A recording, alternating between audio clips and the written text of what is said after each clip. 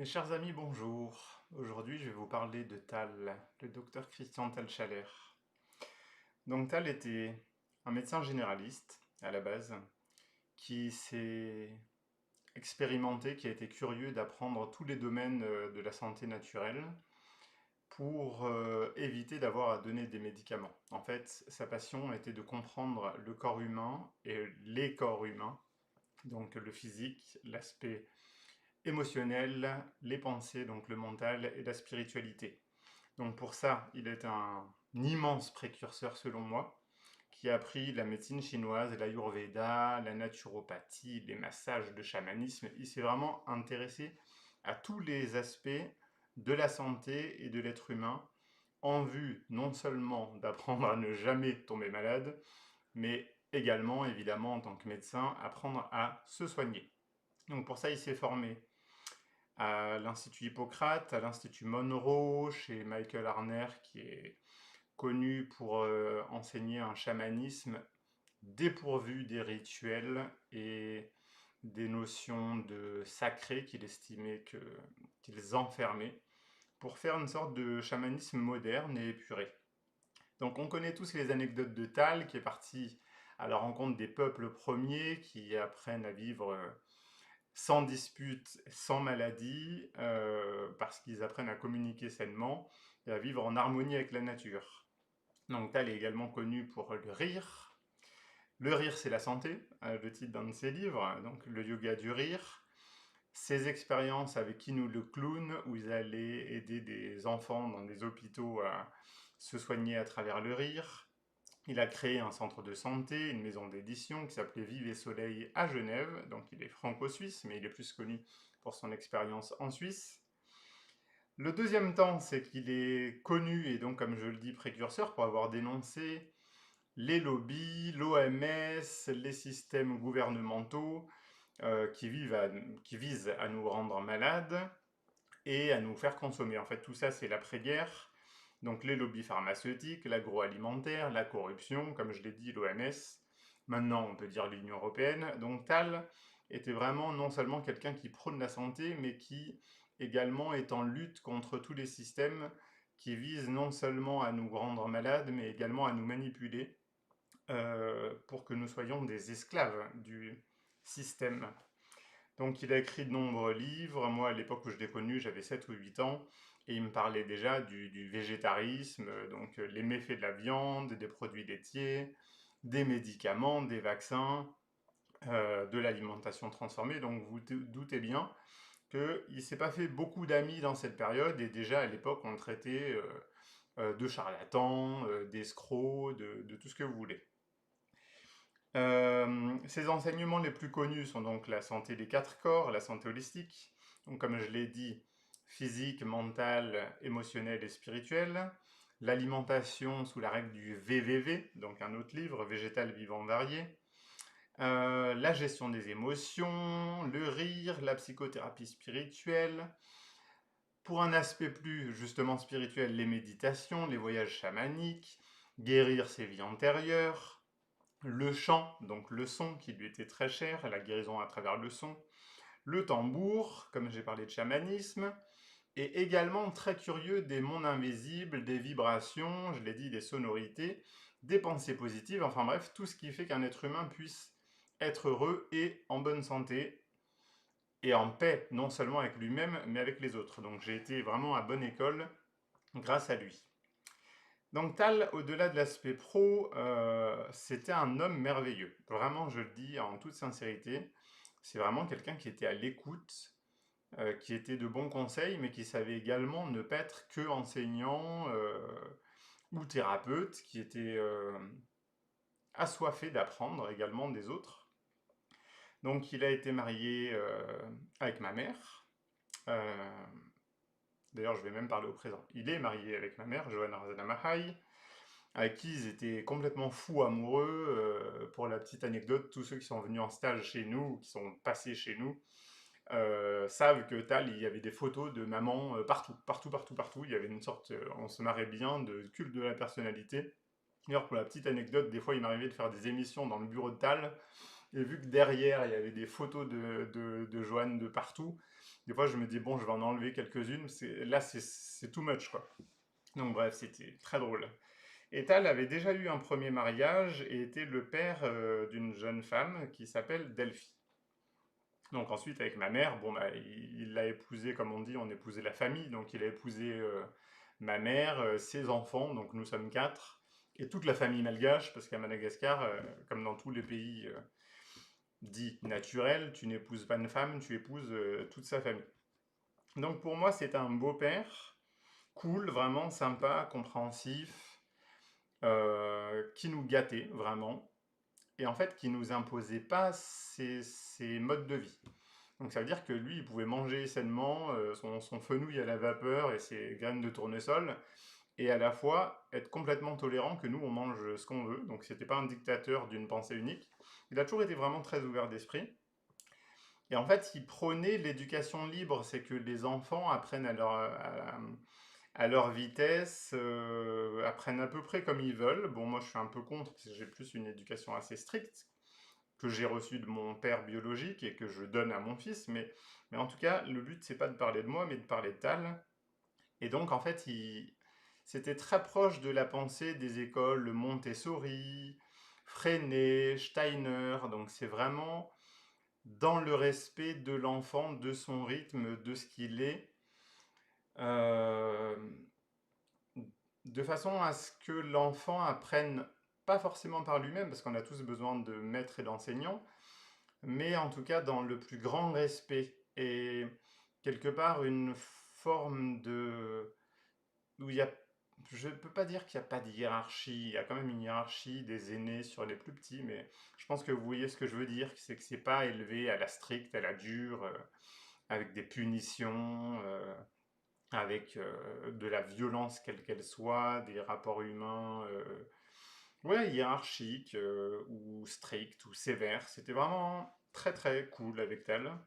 Donc comme je l'ai dit, il avait une immense qualité d'écoute, une grande tolérance de tout le monde, tous ceux qui pensaient pas comme lui, qui ne vivaient pas comme lui, l'ouverture d'esprit. Et moi, ce que j'admire avec Tal, et qui me rappelle un proverbe d'ailleurs, c'est un proverbe perse justement qui dit que le maître est l'éternel élève de la vie. Et je trouve que c'est tout à fait à l'image de Tal, qui a passé son temps à apprendre et à apprendre des autres du début à la fin.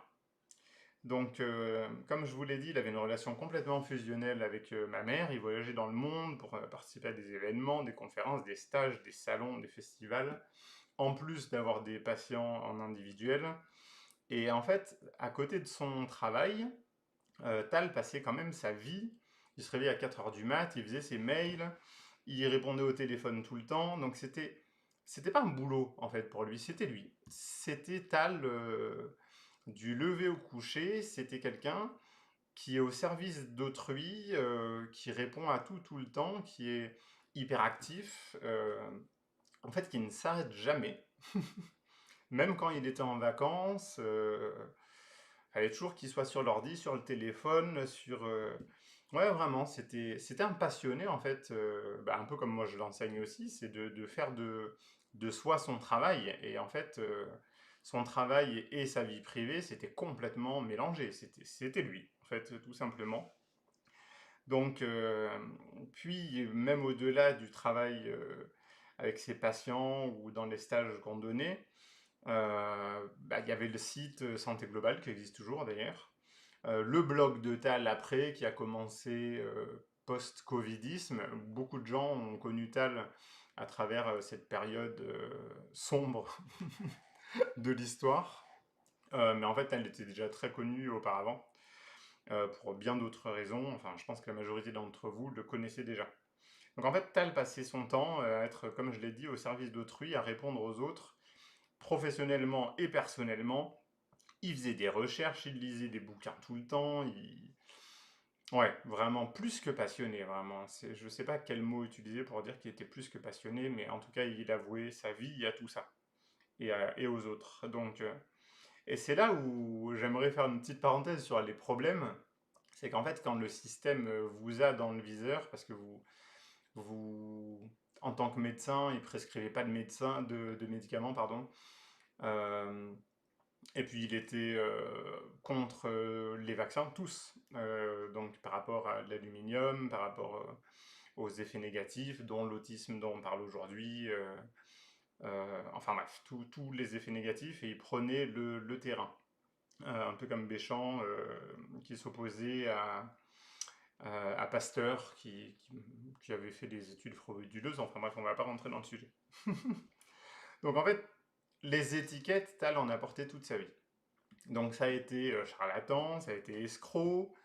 Le système, comme je vous l'ai dit, OMS, santé, les organisations de santé qu'il y a en Suisse, en France, lui tombaient dessus. En fait, lui, il respectait tout simplement le serment d'Hippocrate, hein, il faisait de son mieux. Mais tout ce système corrompu s'est ligué contre lui, l'État s'y est mis, le fisc, les impôts, les finances. En fait, vous voyez tout ce système qui se met en branle pour vous détruire. En fait, Tal a connu ça toute sa vie. Donc au début, ça l'amusait. Après, quand ça touche à la famille, quand ça touche aux finances, quand vous voyez qu'il y a une grosse machine qui veut vous broyer, c'est vrai que même si Tal était toujours cool, les pensées positives et tout, en fait, à chaque fois qu'il avait des procès, il nous disait bah, j'ai un dossier béton, l'avocat dit qu'on ne peut pas perdre. En fait, il perdait quand même parce que tout le système était contre lui, quoi. Donc les GAFAM l'ont censuré. C'était vraiment, je dirais pas un enfer, mais vous imaginez bien que c'est quand même une vie où même si on est cool et qu'on est heureux de vivre de sa passion, je sais pas, il y a quand même cette machine qui est là pour cette machine du système, on pourrait l'appeler le système, qui est là pour vous broyer, vous détruire, vous ruiner, vous anéantir jusqu'au bout du bout du bout, où finalement ils sont partis avec ma mère, ils sont partis vivre à Madagascar. Donc ça l'a quand même touché, ça l'a quand même affecté, ça l'a quand même rendu malade. Il a continué à faire ce qu'il avait à faire jusqu'au bout à Madagascar, où finalement, dans ces derniers jours, il ne s'est pas plaint, mais il nous a dit quand même qu'il était très malade et qu'il sentait que cette machine utilisait d'autres moyens de le faire taire pour toujours, et qu'il choisissait pas d'abandonner, mais de partir. Il a joué son rôle sur Terre. Donc, en conclusion, Tal est parti le 18 novembre 2025. C'est un grand homme. J'ai parlé de lui professionnellement, mais aussi humainement. C'est un précurseur. Je suis vraiment extrêmement fier de lui. Je pense que nous le sommes tous. Je suis sûr, moi, c'est dans mes guidances, je sais que Tal aura des rues à son nom un jour, j'en suis sûr et certain. Peut-être même des statues. Mais en tout cas, la société, quand elle aura évolué, remarquera qu'il y a eu quelqu'un à une époque qui avait prévenu de tout. Non pas comme un prophète, mais oui comme un précurseur, comme quelqu'un qui savait que les dérives faisaient du mal aux êtres humains et qu'il fallait une sorte de retour à la nature, de retour au vrai, de retour au bon, de retour au beau, et qu'il a toujours été attiré justement par l'histoire des civilisations, quelles qu'elles soient, euh, civilisations sur Terre, les civilisations invisibles, l'Atlantide, ou la Lémurie, ou d'autres. Il est vraiment très ouvert d'esprit à tout, les mondes invisibles, les esprits, les anges, les ancêtres. Ouais, vraiment, une immense ouverture d'esprit sur le conscient, l'inconscient, bref. Il a voué sa vie à la santé, au bonheur de tous, dans sa vie pro comme dans sa vie privée, aidant des milliers de personnes sur son chemin. Donc, merci Tal, merci en tant que fils, merci en tant qu'élève, merci en tant que maître, parfois que tu m'as permis d'être, grâce à toi et ma mère, le thérapeute et l'enseignant et le chaman que je suis aujourd'hui.